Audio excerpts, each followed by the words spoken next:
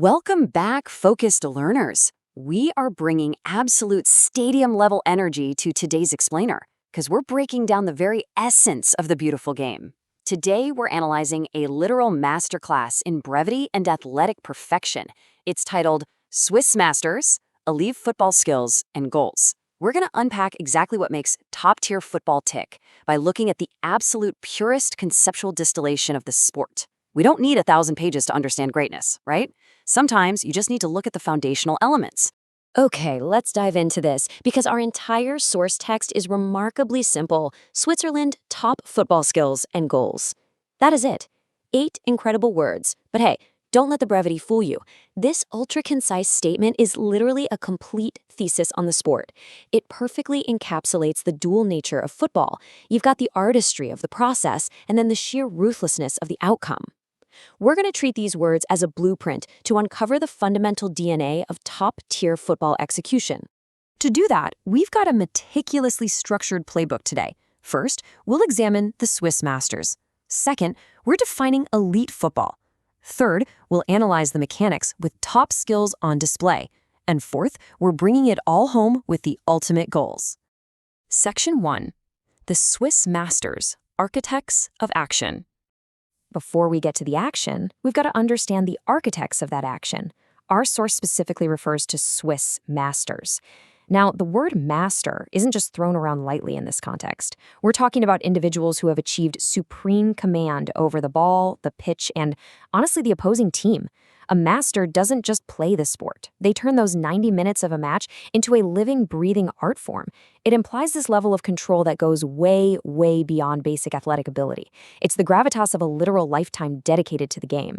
So when we elevate these actions to the level of masters, we're setting the highest possible expectation for what we're about to conceptualize. This is an amateur hour. This is the absolute pinnacle of Swiss play. It means every single touch, every pass, and every sprint we're analyzing is completely imbued with intent and absolute perfection.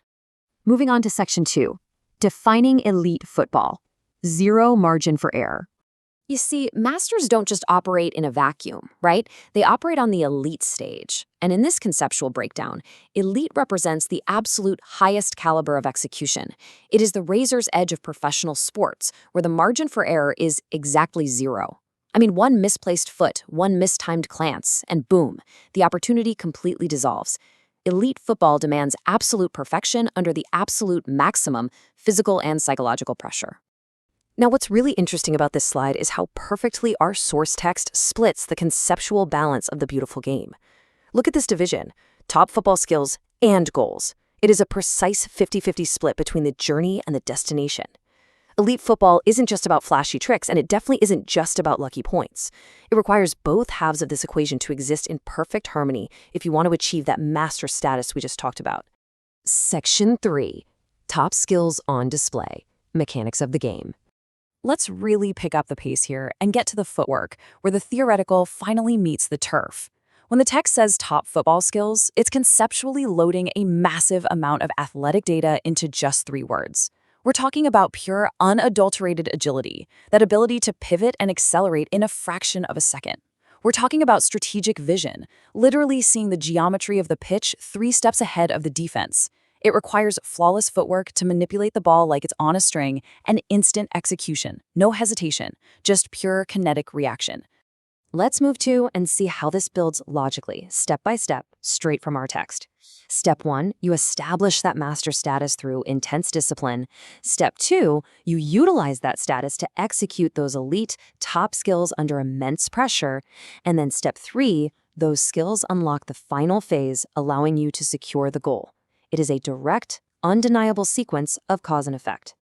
And this brilliantly illustrates the inherent tension in our source material. On the left side, we've got the setup, the midfield artistry, the dribbling, the passes, the top football skills. But you know what? All of that beautiful setup is completely unresolved without the right side, the finish, the ultimate objective, the absolute climax of the entire athletic endeavor. Which brings us to Section 4, the ultimate goals, the final payoff. This is the payoff, goals. That single word literally carries the weight of the entire sport. all the training, all that Swiss mastery, all the zero margin for error elite skills, they mean absolutely nothing on the scoreboard without this final product. The goal is the ultimate validator. It's the sudden, explosive release of all the tension built up by those top skills. So the crucial point is how these distinct concepts perfectly align to map out the flow of the game. We start with the element, the Swiss masters themselves. They apply their craft through the application, the top skills, which invariably leads to the result, the goals. Every single word in our core text is a vital gear in the machine of elite football, turning to produce that final moment of victory. But I want to leave you with a philosophical thought to ponder long after this explainer is over. Based on this perfect balance we've analyzed today, does raw skill inherently create the goal, or does the goal itself validate the skill? If you have world-class footwork but you never actually hit the back of the net, are you truly a master? It's the ultimate question at the heart of elite football, and it's the one thing that makes the sport so endlessly fascinating to watch. Thanks for joining me on this deep dive. Keep learning, and I'll catch you in the next explainer.